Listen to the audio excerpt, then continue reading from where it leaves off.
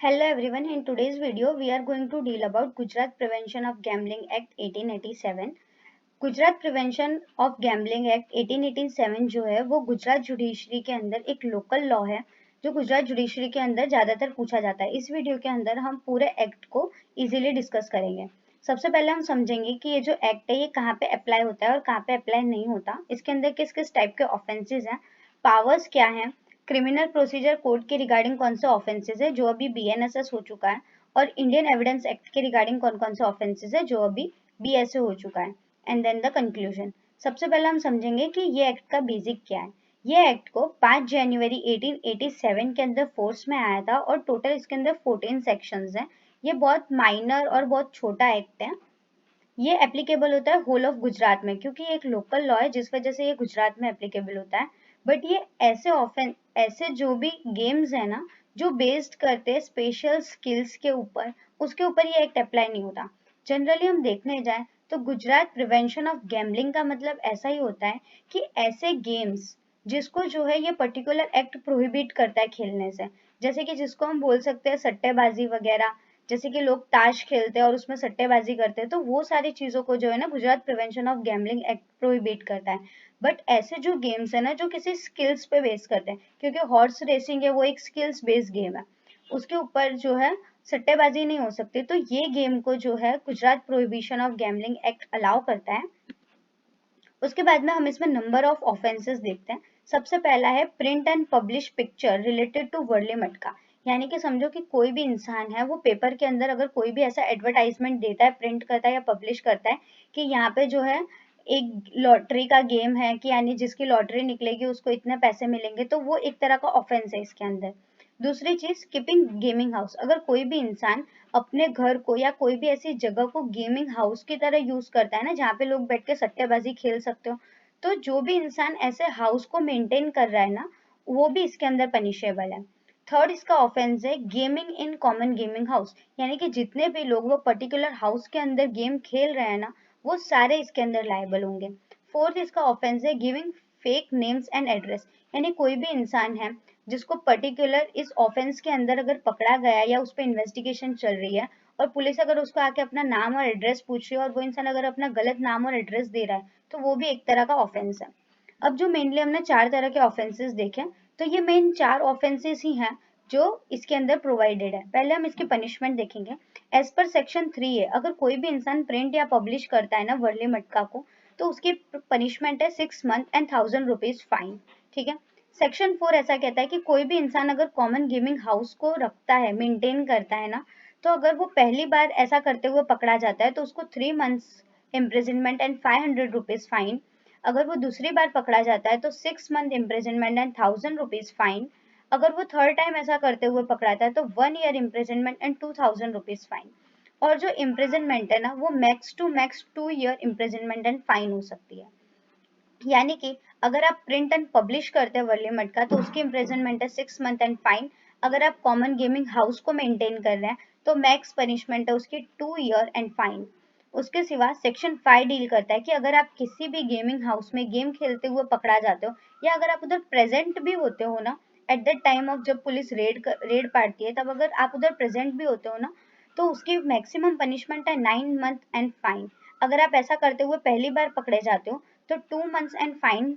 और अगर subsequent offence है यानी कि आप दोबारा भी उस चीज में अगर कन्विक्ट होते हो तो 4 मंथ एंड फाइन है। और 4 मंथ एंड फाइन है जिसको हम max to max 9 month and fine तक इम्प्रिजनमेंट दे सकते हैं। थर्ड बार अगर आप करते हो तो 9 मंथ्स एंड फाइन। ओके। उसके बाद में हम देखते हैं कि अगर कोई भी इंसान अगर पुलिस को फेक नेम एंड एड्रेस देता है तो वो 1000 रुपीज फाइन से पनिशेबल होगा। बट अगर वो इंसान जो 1000 रुपीज फाइन है वो पे करने में फेल हो जाता है तो उसको 4 मंथ की इम्प्रिजनमेंट मिलती है। ठीक है। तो ये हो गया हमारा प्रिवेंशन ऑफ गैम्बलिंग एक्ट में मेन 4 तरह के ऑफेंसेस हैं। अगर वो 4 तरह के ऑफेंसेस करता हुआ कोई भी इंसान पाया जाता है तो उसको पर्टिकुलर पनिशमेंट्स मिलती हैं जो सेक्शन 3A से 6A तक प्रोवाइडेड है। ओके। उसके बाद में इसके अंदर कुछ पुलिस की पावर्स दी हुई है। पहली पावर है पुलिस ऑफिसर के पास कि ऐसा कोई भी रजिस्टर है ना जिसके अंदर एंट्रीज की गई है रिगार्डिंग वर्ली मटका या लॉटरी की जो एंट्री है उसका जो रजिस्टर मेंटेन किया है, तो पुलिस के पास पावर है कि वो रजिस्टर को वो सीज कर सकते हैं as per the section 5A। दूसरी चीज, कोई भी अगर ऐसा घर है या कोई ऐसी जगह है जिसको कॉमन गेमिंग हाउस की तरह यूज किया जा रहा है और पुलिस के पास ऐसा कोई इंफॉर्मेशन है तो वो पर्टिकुलर जगह पे जाके एंटर होके सर्च कर सकती है। ये सेक्शन 6 के अंदर पावर है। देन अगर कोई भी पर्सन एनिमल्स हैं या बर्ड्स हैं उनके बीच में फाइट करवाता है, ऐसा कोई गेम है जैसे कि दो इंसान है वो बर्ड्स के साथ फाइट करवा रहे हैं एक दूसरे की कि जिसकी बर्ड जीतेगी उसको पर्टिकुलर इतने रुपए जो है एज अ रिवॉर्ड मिलेगा। तो अगर कोई एनिमल्स को या बर्ड्स को पर्टिकुलर गेम के लिए यूज कर रहा है ना, तो एज पर सेक्शन 12 और 12A पुलिस के पास पावर है कि वो आपको विदाउट वारंट भी अरेस्ट कर सकती है। ठीक है। उसके बाद में सीआरपीसी जो अभी बीएनएसएस हो चुका है उसके अकॉर्डिंग जो है दो प्रोविजन है प्रिवेंशन ऑफ गैम्बलिंग एक्ट में। पहली चीज सेक्शन 8 जो ऐसा कहता है कि इंस्ट्रूमेंट ऑफ गेमिंग हाउस में बी डिस्ट्रॉयड, यानी कि जो भी जब पुलिस कोई भी गेमिंग हाउस में रेड पाड़ती है और वहां से जो भी इंस्ट्रूमेंट्स जो है रिकवर होते हैं तो पुलिस ऑफिसर के पास अथॉरिटी है कि वो जो इंस्ट्रूमेंट्स है उसको वो डिस्ट्रॉय कर सकती है ताकि उसको दोबारा से यूज ना किया जा सके। दूसरी चीज है सेक्शन 10 जिसमें आइडेंटिफिकेशन ऑफ सर्टेन विटनेसेस। जैसे कि हम देखते हैं कि अगर समझो कि जब पुलिस रेड पाड़ती है तो उधर बहुत सारे लोग मौजूद थे बट उसमें से एक दो इंसान भाग गए। ठीक है। तो अब उन लोगों की आइडेंटिफिकेशन परेड करवाते हैं, यानी कि जो इंसान ने उन्हें देखा है ना उन लोगों के सामने ऐसे लोगों को लाके प्रेजेंट करते हैं जो उनके जैसे दिखते हैं ताकि वो पहचान सके कि एक्चुअल में कौन कौन लोग वहां पे गेम खेल रहे थे। ठीक है। तो ये जो दो प्रोविजन है ये सीआरपीसी के रिगार्डिंग है। उसके बाद में इंडियन एविडेंस एक्ट के रिगार्डिंग भी यहाँ पे दो प्रोविजंस हैं जिसमें पहला है कि कोई भी इंसान अगर कॉमन गेमिंग हाउस को रखता है ना तो कोर्ट ऐसा ही प्रिज्यूम करेगी कि वो ऐसे गेम्स खेलने के लिए वो हाउस को पर्टिकुलर रखा गया है जो इस एक्ट के अंदर प्रिवेंटिव है। ठीक है।